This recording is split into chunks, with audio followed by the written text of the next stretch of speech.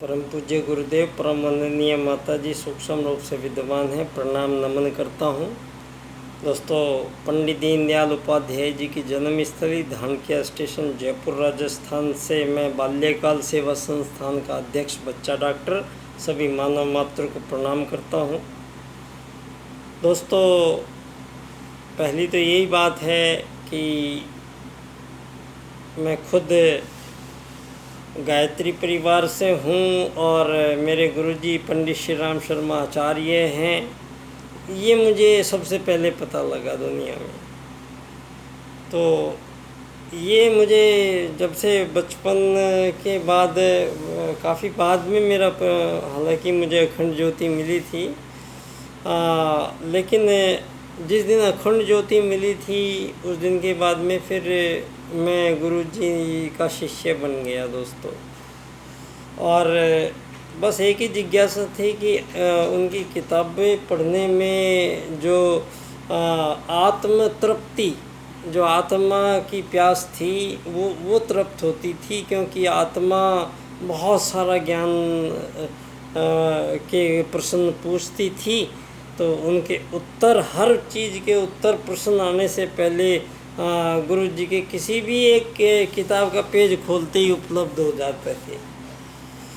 गुरु जी ने एक ये भी चमत्कार किया हुआ है अपने शब्दों में कि उनका कोई भी पेज कहीं से भी खोल के पढ़ लीजिए, तो जहाँ पढ़ेंगे वहीं आपकी सॉल्यूशन का हल मिल जाएगा। तो इससे ज़्यादा परम पूज्य गुरुदेव का सूक्ष्म और कारण शरीर जो आज सारी दुनिया में कार्य कर रहा है, तो ये मानव शरीर क्योंकि देह तक सीमित है, तो देह तक अधिकतर मानने को तो सारा गायत्री परिवार भी ये मानता है कि गुरुजी सूक्ष्म रूप से उपस्थित हैं। वो ज़बान से तो बोलते हैं, लेकिन ये एहसास कितने लोगों को है, ये एहसास के 10% लोगों को भी नहीं होता है।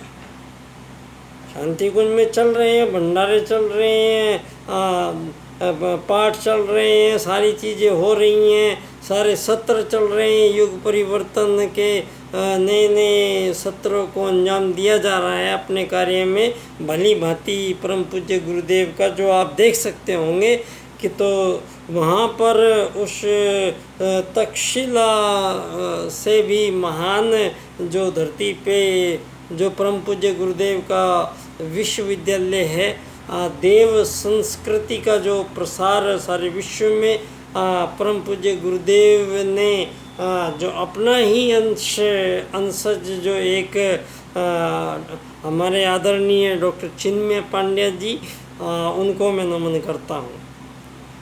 तो उन्होंने ही जब मैं अपने शांति कुंज में गुरुजी ने अचानक ही बुला लिया था, क्योंकि मेरी तैयारियां धानक्या पे पूरी हो चुकी हैं। मैंने पंडित दीनदयाल उपाध्याय जी का जो कार्य मुझे गुरुजी ने सौंपा था, पंडित दीनदयाल उपाध्याय जी के 4 राजनीतिक सूत्र दिए थे जो उन्होंने, तो मैंने इन चारों सूत्रों को इनकी पूरा रिसर्च करके इनकी व्याख्या मैंने क्रम लगा के कर दी है। उनके 4 सूत्र जो थे, आर्थिक लोकतंत्र द्वारा अर्थायाम आधारित एकात्म मानववाद की राजनीति की स्थापना जब हम कर लेंगे, तब हमें अंत्योदय की प्राप्ति मानव करेगा। तो ये जो अंत्योदय योजनाएं और जो चल रही हैं, थोड़ा सा भ्रम पैदा हो जाता है कि अंत्योदय का यहाँ पर पंडित दीनदयाल उपाध्याय जी को किसी आदमी ने डिफाइन नहीं किया।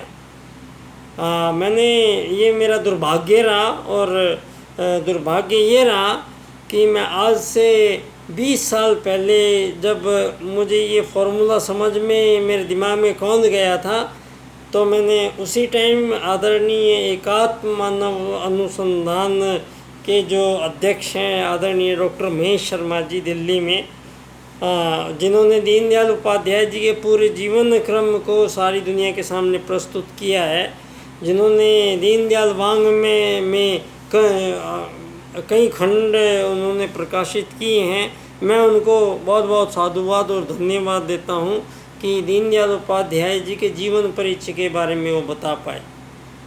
लेकिन जब मैं उनसे जीवन परिचय के अलावा मैं उनसे बात जब मैंने कभी भी करने की कोशिश करी तो 4 राजनीतिक सूत्रों की बात वो कोई नहीं करता है। तो अर्थायाम की बात कोई नहीं करता है दुनिया में।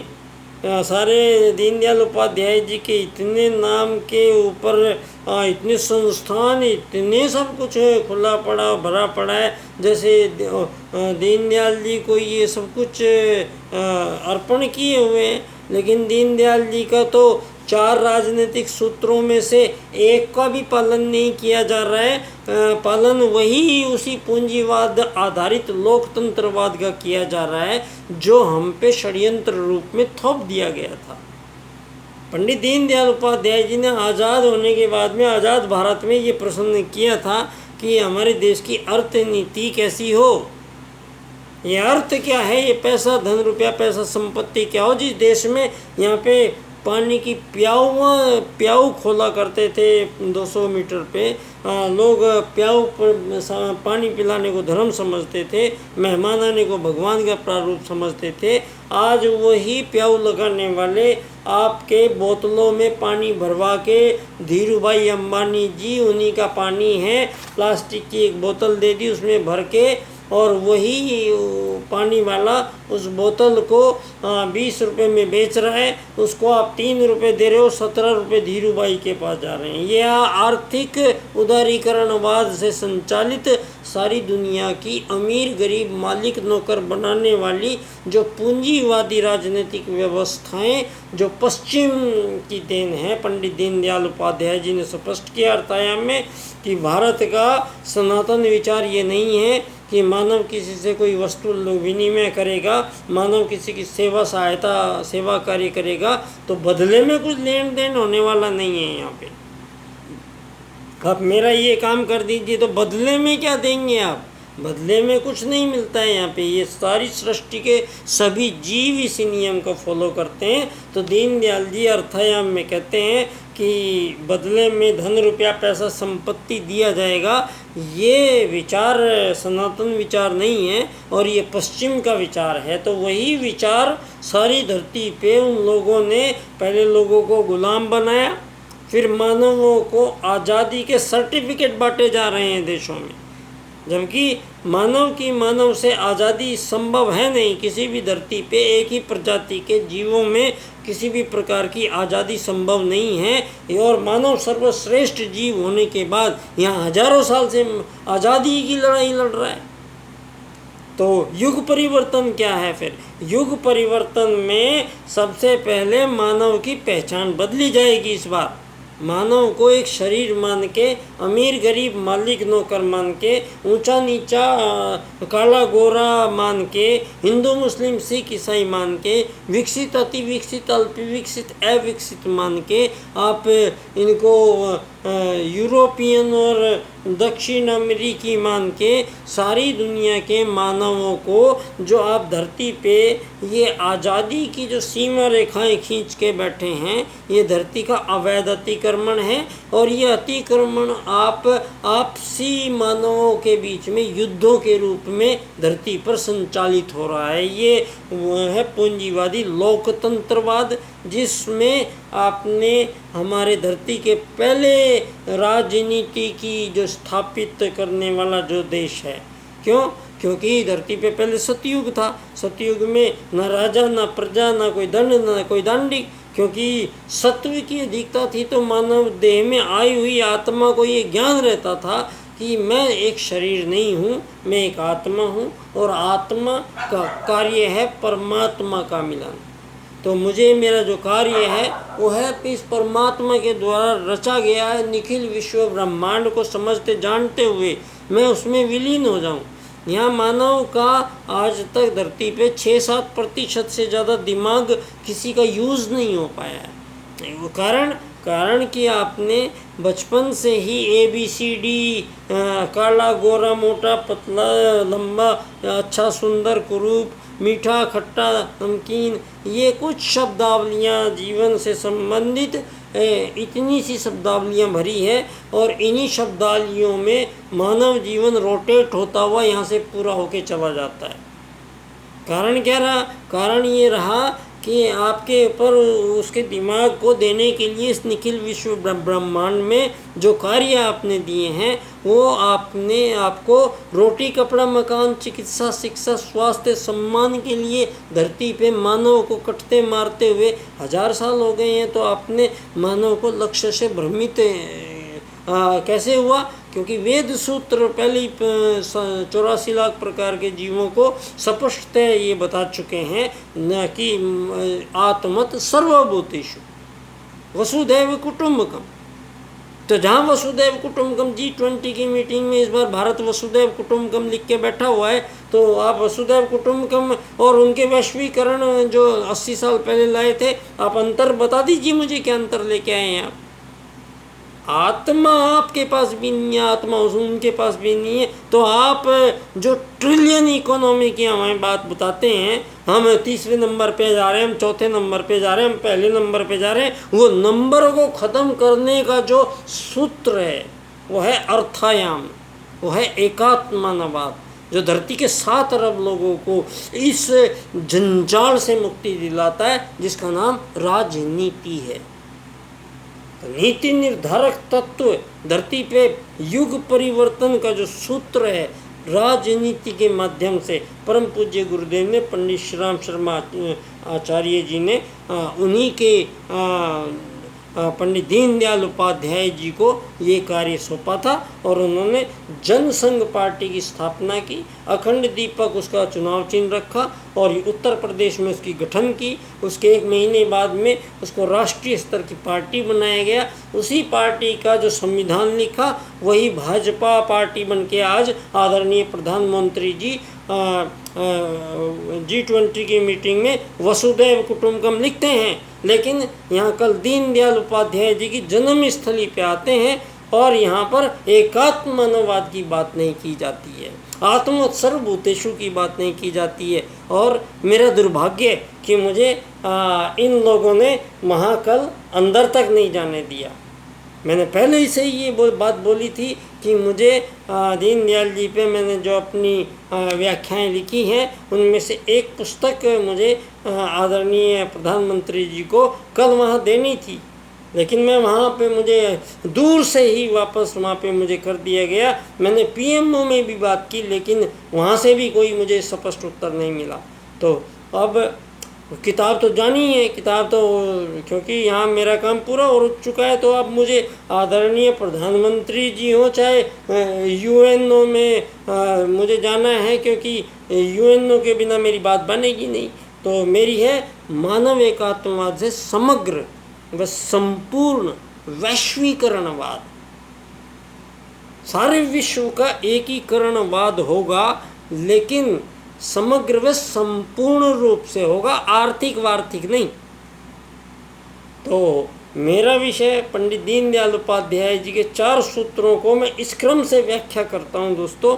आर्थिक लोकतंत्र द्वारा अर्थायाम आधारित एकात्मवाद की स्थापना जब हम विश्व राजनीति में सारी दुनिया के इन आज़ाद देशों को हटा के और एक विश्व सरकार जो बनाई जाएगी, सारी धरती की एक विश्व सरकार, और सारी धरती की सीमा रेखाएं हटा के 7 अरब लोग धरती पे, कोई कहीं भी धरती पे आ जा सकता है, सभी को एक आत्मा मानते हुए और धरती पे मानव के शरीर को एक यात्री मानते हुए, सभी यात्रियों के लिए यहाँ पे यात्री की तरह आइए, रहिए और जाइए। ना यहाँ आपको धरती खरीदने की जो औकात नहीं है मानव की, धरती खरीदने बेचने का काम नहीं है मानव का। आप तो यही करा रहे हैं। यहाँ धरती पे एक पत्थरों का मकान गढ़ देना जीवन का लक्ष्य बन जाता है, मानव सारा जीवन उसी में गुजार देता है, तब एक में ईंट का पत्थर बनता है, मकान बनता है।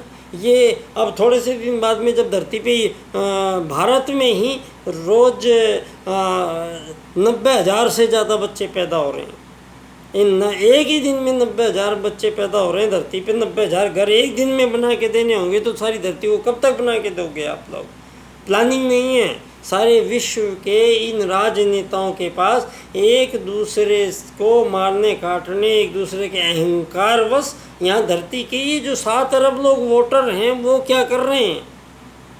अब समय आ गया है कि इस राज्य की नीति का परिवर्तन होगा, ये युग परिवर्तन काल में। तो ये कैसे, ये जो आपकी रुपये से संबंधित जीवनचर्याओं का जो निर्धारण किया गया है धरती पे मानव के लिए, उनको मानवों को मुक्त किया जा रहा है सारी समस्याओं से। ना किसी को मकान खरीदना, ना किसी को ज़मीन खरीदनी, ना किसी को वाहन खरीदने, ना किसी को बच्चों की फ़ीस जमा करानी, ना बिजली के बिल जमा कराने, ना रसोई गैस के कनेक्शन लेने, ना आपको शादियां में दहेज देना, ना बच्चों के लिए कुछ करने की आवश्यकता नहीं है। क्योंकि आपकी सारी जो मजबूरियां हैं मानव की, वो सारी की सारी हटाने के बाद ही एकात्म मानववाद का राजनीतिक दर्शन, अर्थायाम का राजनीतिक दर्शन दुनिया में प्रस्तुत होता है। तो शरीर संबंधी जो मानव की समस्याएं थी, इन शरीर संबंधी जितनी भी जो यातनाएं दी गई, उन शरीर संबंधी भूख, प्यास, नींद, मैथुन, इन सब पे एक ही चीज़ पे कंट्रोल करना है कि मानव को धरती पे एक मानव, एक पुरुष और एक स्त्री को आजीवन एक विवाह के बाद ही उनका मिलन हो सकता है। और 18 से 21 साल तक ब्रह्मचर्य होगा। फिर गृहस्थ जीवन में एक ही बार होगा, शादी किसी से एक ही बार होगी और वो तलाक नहीं हो सकता। और शादीशुदा जो आदमी जोड़ा है वो किसी अन्य से शारीरिक संबंध जीवन में नहीं बना सकता है। मानव को एक ही पुरुष को एक ही स्त्री से शारीरिक संबंध बनाने की सबसे पहली ये जब भी धरती पे कुछ परिवर्तन की बात आएगी तो ये नियम सबसे पहले लागू किया जाएगा। इसके बाद में कोई हम बात करेंगे। तो मानव को जानवर नहीं बनाना है। आप लोगों को ये छोटे छोटे बच्चों को सेक्स एजुकेशन देने की ज़रूरत नहीं पड़ेगी। टीनेजर्स को आपको ये किराए पे कमरा लेके साथ रहने की इजाज़त देने की ज़रूरत नहीं पड़ेगी। और आपने कहा कि शादी के बाद पति पत्नी दूसरे अन्य लोगों से शारीरिक संबंध रख सकते हैं, ये कदापि नहीं हो सकता है। ये भारत में नहीं हो सकता है। इसको हम व्यभिचार कहते हैं और इस व्यभिचार की सज़ा भी कड़ी होती है फिर। तो दोस्तों, पंडित दीनदयाल उपाध्याय जी परम पूज्य गुरुदेव की युग परिवर्तन योजना के एक ध्वजवाहक हैं और उन्होंने युग परिवर्तन की बेला में राजनीति के पुनर्निर्धारण का जो मूल कार्य परम पूज्य गुरुदेव ने पंडित दीनदयाल जी को दिया था, उन्होंने वो 4 सूत्रों में से प्रमुख सूत्र एकात्म मानववाद, जो हमारे आत्मवत सर्वभूतेषु की सिद्धि राजनीति में करता है। और आप कहते हैं वैश्वीकरण, तो हम भी चलिए मान लेते हैं, लेकिन वैश्वीकरण करेंगे लेकिन समग्र व संपूर्ण होगा। फिर कोई सीमा रेखाएं नहीं है धरती पे। सारी सीमा रेखाएं धरती की समाप्त हो जाती है जब वसुदैव कुटुंबकम बनेगा। और मानव को धरती पे ये मालिक नौकर अमीर गरीब के मालिक से ये इन चीज़ों से मुक्ति मिलेगी नए जीवन में, नए युग में। तो ये सूत्र अर्थायाम आधारित एकात्म मानववाद की स्थापना पंडित दीनदयाल उपाध्याय जी के सूत्र करते हैं। मैंने इस पे लेखन कार्य जारी है। बहुत शीघ्र मैं पीएमओ में जाके आदरणीय प्रधानमंत्री जी को ये साहित्य ज़रूर उपलब्ध कराऊंगा। मैंने आदरणीय चिन्मय भाई साहब, हमारे शांति कुंज हरिद्वार के मेरे सर हैं जो, उनको भी मैं दे के आया था। तो उन्होंने मुझे टाइम दिया है धानक्या स्टेशन पर आकर पंडित दीनदयाल उपाध्याय जी के एकात्म मानववाद एवं समग्र व संपूर्ण वैश्वीकरणवाद विषय को वो इसको पूर्ण करके जाएंगे। तो परम पूज्य गुरुदेव को बहुत बहुत धन्यवाद। और कल के लिए मैं क्षमा चाहूँगा, कल मैं नहीं कर पाया अपना जो पूर्ति। उसका कारण था कि किसी ने मुझे धोखा दे दिया यहाँ के लोगों ने। तो कोई बात नहीं, हम आगे बढ़ेंगे। फिर आगे हम अपना काम पूरा करके ही जाएंगे दुनिया में दोस्तों। बच्चा डॉक्टर, धन्यवाद।